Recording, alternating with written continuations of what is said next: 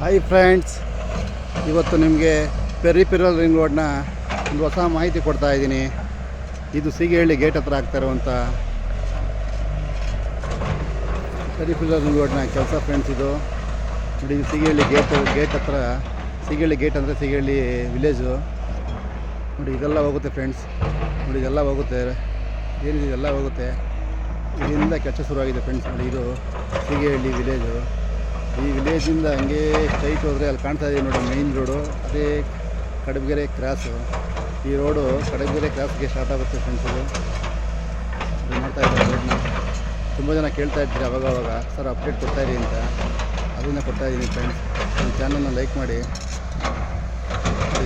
Already ಜಿಲ್ಲೆ ಹಾಕೊಂಡು ಕೆಲಸ ಶುರು ಮಾಡಿದ್ದಾರೆ.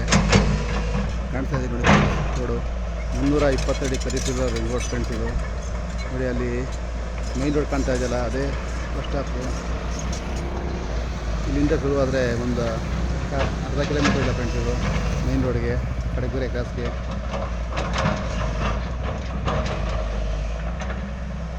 ಫ್ರೆಂಡ್ಸ್, ನನ್ನ ಚಾನಲ್ನ ಲೈಕ್ ಮಾಡಿ ಫ್ರೆಂಡ್ಸ್. ಜನಗಳಿಗೆ ಮಾಹಿತಿ ಸಿಗಲಿ ಅನ್ನೋ ಒಂದೇ ಉದ್ದೇಶಕ್ಕೋಸ್ಕರ ವಿಡಿಯೋ ಮಾತಾಡ್ತೀನಿ. ನೋಡಿ ಫ್ರೆಂಡ್ಸ್, ಇದು ಕಡಬಗೆರೆ ಕ್ರಾಸ್ ಆಗ್ತಾ ಇರೋಂಥ ಇವತ್ತಿನ ಕೆಲಸ ಇದು. ನೋಡಿ, ಆಲ್ರೆಡಿ ಜಲ್ಲಿ ಹಾಕಿದ್ದಾರೆ. ಇಲ್ಲಿಂದ ನೋಡಿ, ಈಗ ಹೊಡ್ಕೊಂಬತ್ತಾ ಇದ್ದಾರೆ. ಇಲ್ಲಿಂದ ಈ ರೋಡ್ ಟಚ್ ಮಾಡಿ ಹೊಡಿತಾರೆ ಫ್ರೆಂಡ್ಸ್. ಇದನ್ನು ಹೊಡಿತಾರೆ.